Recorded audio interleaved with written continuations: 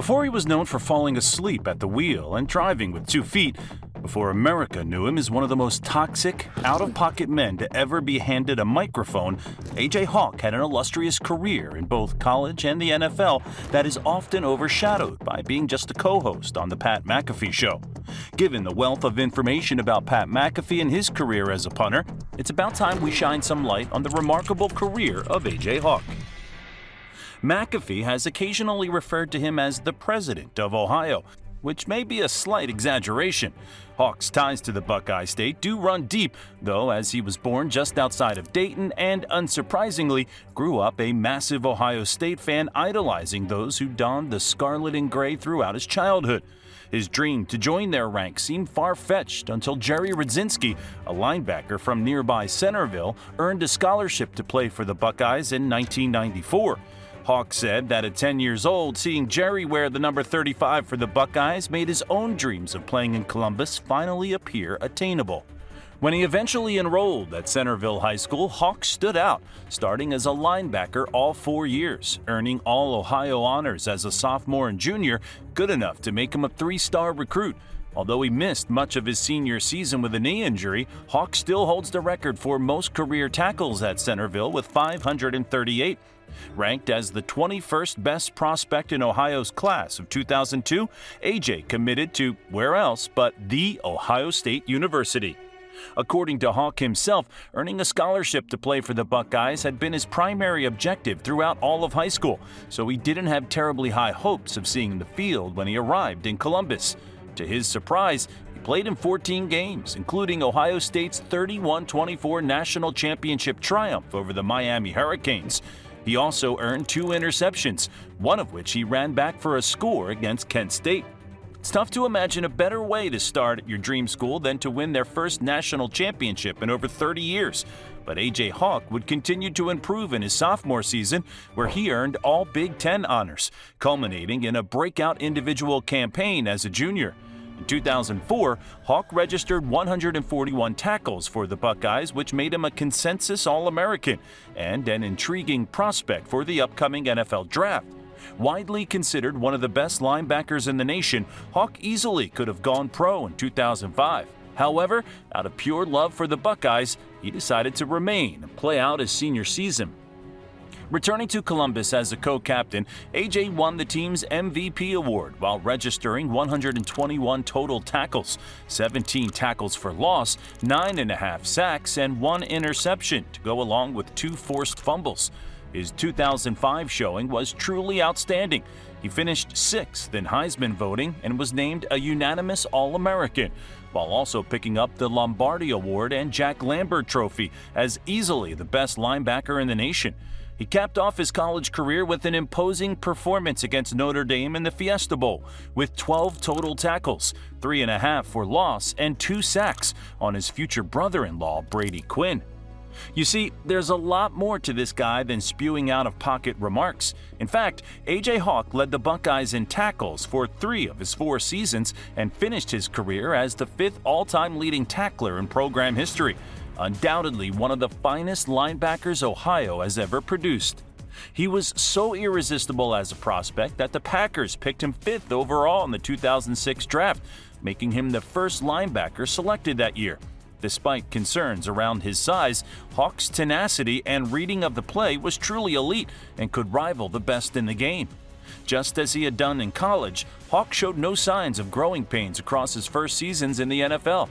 As the starting weak-side linebacker, he led the Packers in combined tackles with 119, while also registering 6 TFLs and 3.5 sacks as a rookie. He snatched 2 interceptions on 7 passes defended, enough to earn him a podium finish in Defensive Rookie of the Year voting, yet another electrifying start to a new phase of his career. That first season in Green Bay would prove critical further down the line for an off-field motive as well. Hawk befriended the Packers' first-round selection from 2005, who was seeing very little time on the field thanks to a hostile relationship with the legendary starting QB Brett Favre. Aaron Rodgers found a friend in A.J. Hawk before he was the superstar that he is today, and their closeness would have a huge impact on Hawk's media career further down the line, but we'll get to that later. Hawk remained a stalwart for Green Bay in 2007, putting together a strong showing in his first playoff run. Hawk logged 7 combined tackles, 1 for a loss and a sack in a brutal overtime loss to the Giants in the NFC Championship game.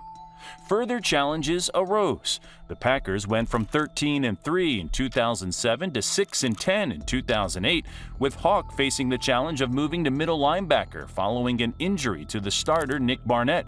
Nevertheless, AJ still led the team in combined tackles.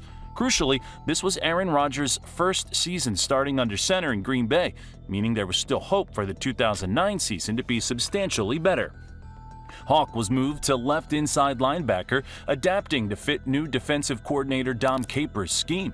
He saw less of the field to start the season since Capers was initially reluctant to use him in the nickel, but AJ adapted to the position swiftly. In a season full of change in the linebackers room, highlighted by the emergence of rookie Clay Matthews on the outside thanks to various injuries, Hawk's performances remained a rare constant for Green Bay's defense. Another overtime playoff loss ended the season in disappointment, but there was plenty to build on going into 2010 as a new identity was emerging behind their young and hungry core of players. As the NFC's 6th seed in 2010, the Packers earned a reputation as a tough-to-beat team that kept games close, never losing by more than 4 points. Hawk once again led the team in tackles, seeing even more pass coverage responsibilities, registering a career high in interceptions with 3. After wins in Philadelphia, Atlanta, and Chicago earned the Pack a spot in the Super Bowl, Hawk registered 5 combined tackles on a depleted defense in the biggest game of his life to help Green Bay to a 31-25 victory over Pittsburgh, bringing the Lombardi to its rightful home. Though Rodgers won the Super Bowl MVP, he was allowed to flourish largely thanks to a truly elite defense.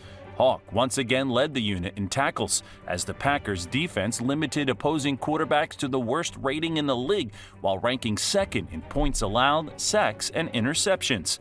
That offseason, the Packers released Hawk, then signed him to a 5-year, $33.75 million contract, allowing for more cap space to push for yet another Super Bowl. 2011 saw the Packers go 15-1 and a statistical drop-off for A.J. Hawk. Why? He was injured for the first time in his professional career. After being available for his first 91 games as a pro, Hawk was inactive for weeks 13 and 14 of the 2011 season, returning just in time for their first-round playoff exit. Though they fell to the Niners in the postseason to conclude the 2012 and 2013 seasons, these were the best years of A.J. Hawk's career from a statistical standpoint.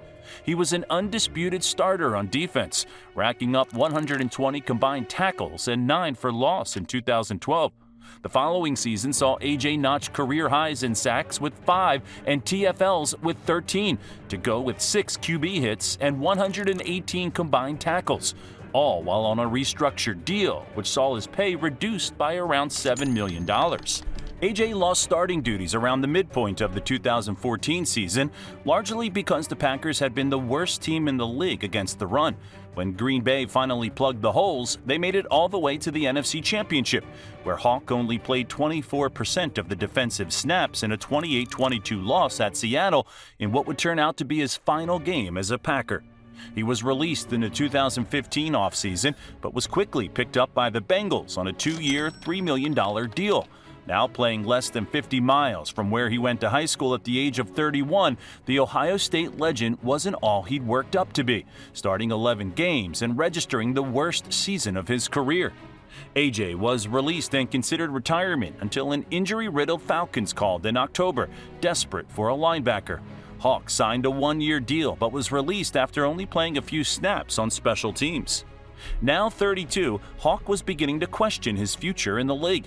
He admitted to the Players Tribune that he was afraid of the horror stories he heard about the many retired athletes who struggle to find fulfillment in their lives. Thankfully, he had been running a podcast where he interviewed a different guest each episode since 2014. The so-called Hawkcast would become an important outlet for him to avoid the infamous retirement slump faced by many professional athletes. In the 2017 offseason, A.J. Hawk formally announced his retirement from professional football and subsequently devoted himself to a career in media. He worked on the Hawkcast while making appearances on SiriusXM and CBS Sports Radio, but it would be during the COVID pandemic that he first teamed up with Pat McAfee for a YouTube show called McAfee and Hawk Sports Talk. The two former pros brought a different style and sense of humor to the sports media landscape, one that seemed to be a big hit among viewers, as the Pat McAfee show has blown up in recent years. A.J. Hawk has been a mainstay, and his long-standing friendship with Aaron Rodgers was one of the main reasons that the four-time NFL MVP made frequent appearances on the show, which has catapulted it to new heights. Now that we've had a look back at his entire playing career, it's clear to see that A.J. Hawk does not get enough recognition for his work on the field. At the collegiate level, he was a monster. He'd been inducted into the Buckeye Hall of Fame and is considered by many to be among the best defensive players the school has ever produced. While at the professional level, he never earned any Pro Bowl or All-Pro nods. Hawk was a more than serviceable linebacker. The saying, "the best ability is availability," perhaps best describes Hawk's career with the Packers.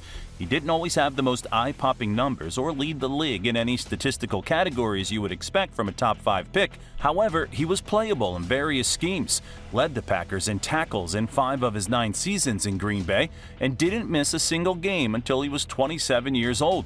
He was consistent throughout his entire career, coming into the league at the peak of his powers and subsequently maintained that level for the ensuing 8 seasons. Above all, the guy was a winner, reaching the pinnacle of both the college and pro game, claiming that his only regret was failing to win more Super Bowls in Green Bay. But what do you think?